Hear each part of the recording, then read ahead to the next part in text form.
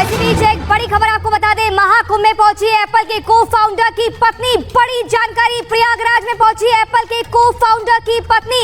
कैलाशानंद गिरी के आश्रम में रहेंगी Lauren Powell. Lauren Powell Kailashanand Giri के आश्रम में रहेंगी। ये बड़ी जानकारी आपको बार बार बता रहे हैं कि पूरे देश भर की अगर बात करें तो 10 राष्ट्रीय अध्यक्ष पहुंच रहे हैं और ऐसे में विदेशी मेहमानों के आने का सिलसिला भी अब शुरू हो चुका है।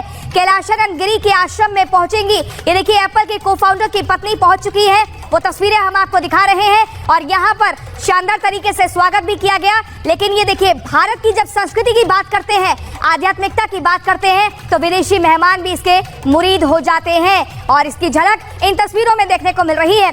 इसी बीच अपने दर्शकों को बता दें, जब भी महाकुंभ का जिक्र होता है तो एक बहुत छोटी सी कहानी का जिक्र होता है और ये बताया जाता है कि देवताओं में और दानवों में समुद्र मंथन हुआ था और उसके बाद जो अमृत की बूंदें निकली थी प्रयागराज, हरिद्वार, नासिक और उज्जैन में गिरी थी, तभी से अर्धकुंभ, कुंभ और महाकुंभ चला आ रहा है। और जब जब ये कहा जाता है कि 12 पूर्ण कुंभ हो जाते हैं उसके बाद महाकुंभ लगता है। और ये समझना जरूरी है कि इस बार के महाकुंभ में जो शाही स्नान है वो कुछ मुहूर्त में अगर किए जाए तो किसी भी व्यक्ति को जन्म और मृत्यु के चक्र से मुक्ति मिल जाती है। समझिए ग्राफिक्स के जरिए, देखिए ब्रह्म मुहूर्त की अगर बात करें तो सुबह 5:27 से सुबह 6:21 का समय बताया जा रहा है पंचांग के अनुसार। प्रातः मुहूर्त की अगर बात करें तो सुबह 5:54 से सुबह 7:15 बजे तक का समय बेहतर रहेगा। विजय मुहूर्त की अगर बात करें तो दोपहर 2:15 से दोपहर 2:57 का समय होगा।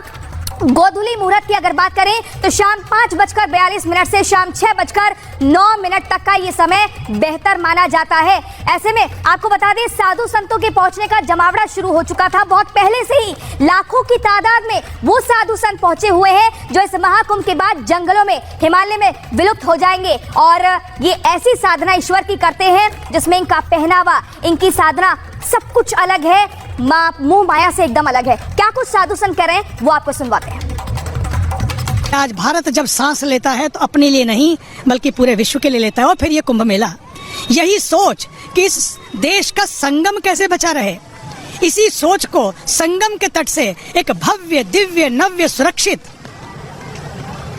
जो पूरे देश को सशक्त बनाएगा, समृद्ध बनाएगा, जो पूरे देश में ही नहीं पूरे विश्व में शांति लाएगा, ऐसा है ये अद्भुत महाकुंभ मेला जो अद्भुत है। चारों तरफ देखिए तो सही, वाह। मैं तो यही कहना चाहूँगा कि मैं अपने गुरु माता और गुरु जी की सेवा करता हूँ और अपने महाराष्ट्र और भारत को आगे बढ़ाना चाहता हूँ और मैं अपने भारत के लिए लड़ना चाहता हूँ और मैं अपने गुरु जी और गुरु माँ का नाम रोशन करना चाहता हूँ। अच्छा, मुझे एक चीज और बताइए कि जैसे महाकुंभ, इससे पहले आप आए? हाँ, मैं 2019 में आया था। अच्छा, तो आप सोचिए 2019 में भी ये बाल संत जो है वो उस समय आए थे महाकुंभ में, उसमें और इसमें क्या अंतर आपको लगा? मेरे को बहुत अच्छा लग रहा है इसमें।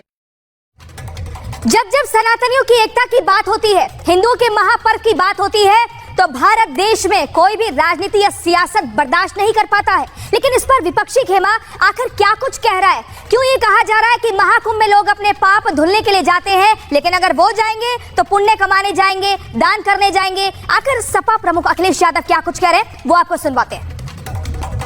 मैं हमेशा गया हूँ और अगर आप कहो तो तमाम वो पिक्चर्स मैं शेयर कर सकता हूँ आपसे जिसमें समय समय पे मैंने गंगा में स्नान लिया है।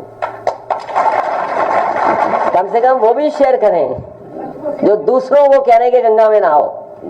और कुंभ में जाने की जो परंपरा है वो कई मायनों में कई तरीके से परंपराएं हैं। कुछ लोग गंगा स्नान इसलिए करने जाते हैं पुण्य के लिए, कुछ दान के लिए जाते हैं और कुछ लोग जो पाप करते हैं अपने पाप धोने जाते हैं। तो हम लोग पुण्य के लिए जाएंगे और दान के लिए जाएंगे। मिल्कीपुर की पूरी तैयारी है। अयोध्या का चुनाव भारतीय जनता पार्टी फिर एक बार हारेगी। इसलिए हारेगी, कई अखबार, टीवी चैनल यही कह रहे हैं कि समीकरण तो समाजवादी पार्टी के पक्ष में ही है। जब टीवी चैनल, अखबार बोलने लगे, मैं आपसे भी कहूंगा कि ऐसा मत न्यूज चलाइए, इसलिए न्यूज मत चलाइए क्योंकि बीजेपी पुलिस लगा देगी। और इसी बीच एक बड़ी खबर में दर्शकों को बता दें, मौलाना शहाबुद्दीन रिजवी ने सीएम योगी की तारीफ की है, जमकर तारीफ की और ये कहा कि बेहतरीन इंतजाम किए गए हैं महाकुंभ प्रयागराज में। श्रद्धालुओं के लिए सीएम योगी ने बेहतर इंतजाम किए हैं। पाकिस्तान में भी इसकी चर्चा हो रही है, क्या कुछ कहा आपको सुनवाते हैं। महाकुंभ मेले के शानदार और बेहतरीन इंतजामात को देख करके अब वो लोग भी तारीफ कर रहे हैं जो लोग हिंदुस्तान से बाहर हैं और हमेशा हिंदुस्तान की बुराइयां करते हैं और हिंदुस्तान के खिलाफ बोलते रहते हैं। और वो पड़ोसी देश है पाकिस्तान।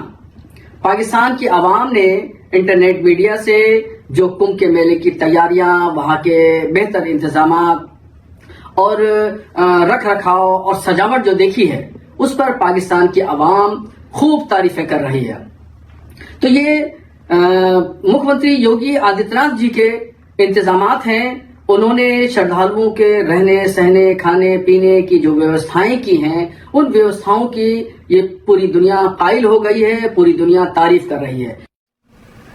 आपको याद होगा बाबा बागेश्वर यानी कि पंडित धीरेन्द्र कृष्ण शास्त्री ने 21 नवंबर से 29 नवंबर 2024 तक पदयात्रा की थी, लेकिन अब बाबा बागेश्वर हिंदुओं को जगाने के लिए एक बार फिर से पदयात्रा का ऐलान कर चुके हैं। उन्होंने कहा है कि पदयात्रा जल्द शुरू होगी, सनातन विरोधियों की ठटरी बांधेंगे और जो बार बार नफरत फैलाने का काम करते हैं उनको भी मुंहतोड़ जवाब दिया जाएगा। और तब तक ये अलख जगती रहेगी जब तक कि सनातनी भारत के हिंदू अपनी शक्ति को, अपनी एकता को पहचान नहीं जाते। क्या कुछ कहा आपको सुनवाते हैं।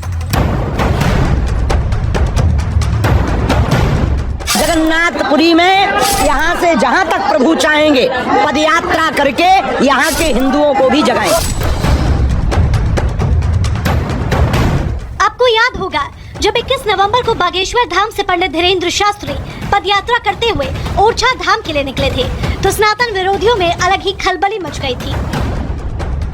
बाबा खुद पहले साबित करें वो राष्ट्रभक्त है कि नहीं।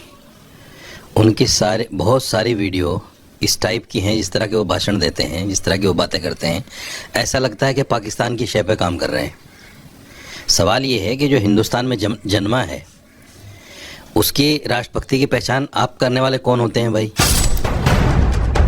सनातन विरोधियों को फिर से जलाने, सोए हिंदुओं को जगाने, जात पात का भेद मिटाने के लिए बाबा बागेश्वर एक बार फिर लाखों सनातनियों को साथ लेकर सड़कों पर उतर सकते हैं। इस बार बाबा बागेश्वर का लक्ष्य होगा पूरे भारत में जातियों में बटे हिंदुओं को एकजुट करना, सनातन के खिलाफ साजिश रचने वालों को जवाब देने के लिए हिंदुओं को सतर्क और अलर्ट करना, तो वहीं हिंदुओं को एकजुट कर सरकार पर भारत को हिंदू राष्ट्र घोषित करने के लिए दबाव डालना। ये पदयात्रा कब होगी, पदयात्रा का क्या रूट मैप होगा, ये तो अभी क्लियर नहीं, लेकिन बाबा बागेश्वर के तेवर देखकर लगता है कि वो जल्द ही अपने नए मिशन पर लाखों सनातनियों को साथ लेकर निकलेंगे और ये मिशन इस बार भगवान जगन्नाथ के पवित्र धाम पुरी से शुरू होगा। जगन्नाथपुरी के दर्शन करके हिंदू राष्ट्र की अर्जी लगाई है और जगन्नाथपुरी क्षेत्र में जितना भी धर्मांतरण हो रहा, लव जिहाद और लैंड जिहाद जो फैल रहा